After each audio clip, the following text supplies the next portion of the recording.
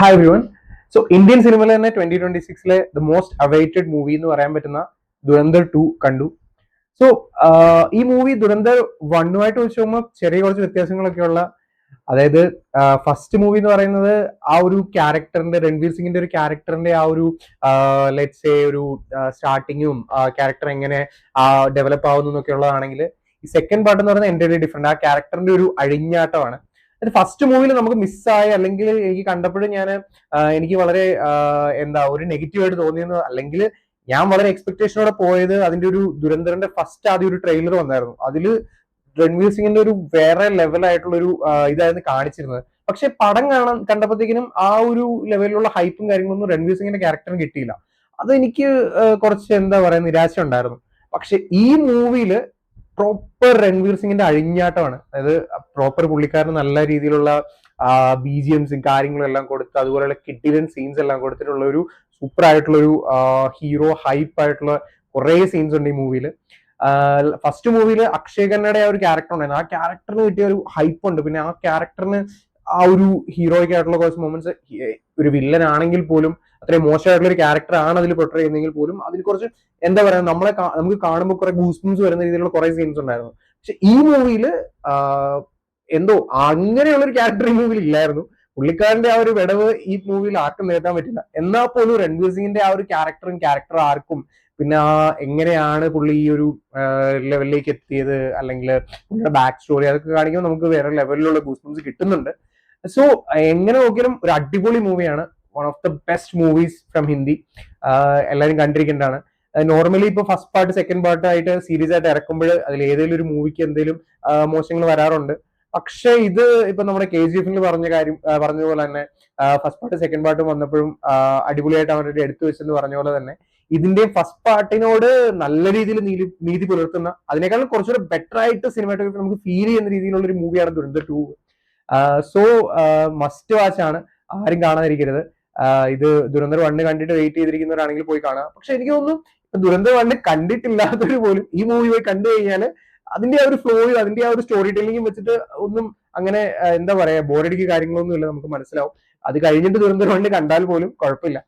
പടത്തിന്റെ മെയിൻ ആയിട്ട് പറയുകയാണെങ്കിൽ പടത്തിന്റെ BGMs അത് ഒരു രക്ഷയില്ല. എല്ലാ സീനിലും അടിപൊളിയായിട്ടുള്ള കുറെ BGMs, പിന്നെ പഴയ കുറച്ച് ഹിന്ദി സോങ്സ്, അല്ലെങ്കിൽ ഇപ്പൊ നമുക്ക് കുറെ ഫേമസ് ആയിട്ടുള്ള കുറെ സോങ്സും കാര്യങ്ങളൊക്കെ ചേർത്ത് അടിപൊളിയായിട്ടുള്ള BGMs ആണ് വന്നേക്കുന്നത്. അതായത് കുറെ ഹൈപ്പ് മൊമെന്റ്സിലൊക്കെ കൊടുത്തേക്കുന്ന BGMs എല്ലാം വേറെ ലെവലാണ്, പ്രോപ്പർ ഗൂസ്പംസ് ആണ്. അതുപോലെ തന്നെ ആക്ടിങ് വൈസ് നോക്കുകയാണെങ്കിൽ എല്ലാവരുടെ ആക്ടിങ് അടിപൊളിയാണ്. എനിക്ക് സഞ്ജയ് ദത്തിന്റെ ആക്ടിങ് ഭയങ്കര ഇഷ്ടമാണ്. പുള്ളിക്കാരന്റെ ആ ഒരു ക്യാരക്ടർ എനിക്ക് ഭയങ്കര ഇഷ്ടമാണ്. പക്ക വേറെ ലെവൽ ആക്ടിങ് ആണ്. അതുപോലെ തന്നെ രൺവീർ സിംഗ് ഒരു രക്ഷയില്ലാത്ത ആക്ടിങ് ആണ്. സ്റ്റാർട്ടിങ് തൊട്ട് പുള്ളിക്കാരനെ അങ്ങ് അഴിഞ്ഞാടാൻ വിട്ടേക്ക് ആ ലെവലിലുള്ള ഒരു മൂവിയാണ് എടുത്തു വെച്ചേക്കുന്നത്. പുള്ളിക്ക് ഏതൊക്കെ രീതിയിലുള്ള ഇമോഷൻസ് കാണിക്കാനുള്ള ഏത് രീതിയിലുള്ള ഇമോഷൻസ് കാണിക്കാനുള്ള സീൻസും കൊടുത്തിട്ട് അതുപോലെ പുള്ളീനെ ഫുൾ ഫ്രീഡം കൊടുത്തിട്ട് വിട്ടേക്കുന്ന ഒരു മൂവിയായിട്ട് എനിക്ക് ഫീൽ ചെയ്തത്. കാരണം പുള്ളിയുടെ കരിയറിൽ കഴിഞ്ഞ ഒരു കുറച്ച് വർഷങ്ങളായിട്ട് തന്നെ നല്ല മൂവീസ് ഒന്നും ഇല്ലായിരുന്നു. ഇറങ്ങിയ വലിയ ഹൈപ്പിൽ ഇറങ്ങിയ മൂവീസ് പോലും ഫ്ലോപ്പ് ആയിട്ട് പോകുന്നുണ്ടായിരുന്നു. അതിൽ നിന്ന് പുള്ളിക്കുള്ള ഒരു കംബാക്ക് ആണ് ദുരന്തർ എന്ന് പറയുന്ന ഈ ഒരു സീരീസ്.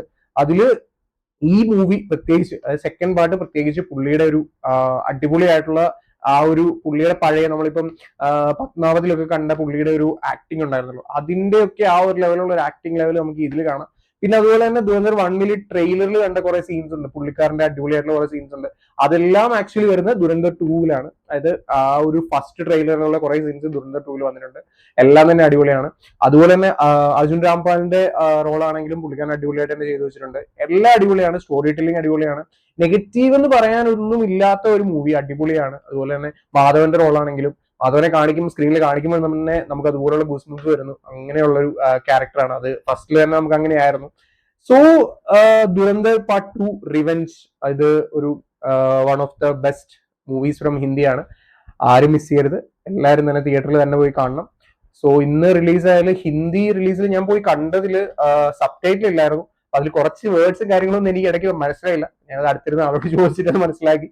പിന്നെ അതുപോലെ തന്നെ ഇപ്പം മലയാളം പോലെ ഉള്ള വേറെ ലാംഗ്വേജസിലൊക്കെ റിലീസ് ഇന്ന് തന്നെ ആക്ച്വലി പ്ലാൻ ചെയ്തിരുന്നതാണ്. പക്ഷെ ന്യൂസിൽ കണ്ടത് അത് കുറച്ച് ക്യാൻസൽ ആയിപ്പോ എന്തൊക്കെയോ പ്രശ്നങ്ങളാണെന്നാണ്. പക്ഷെ നാളെ ഫുൾ ഫ്ലെഡ്ജഡ് ആയിട്ടുള്ള റിലീസ് ഡേ ആണ്. അത് March 19th ആയിരുന്നു ഇതിന്റെ പ്രോപ്പർ റിലീസ് ഡേ.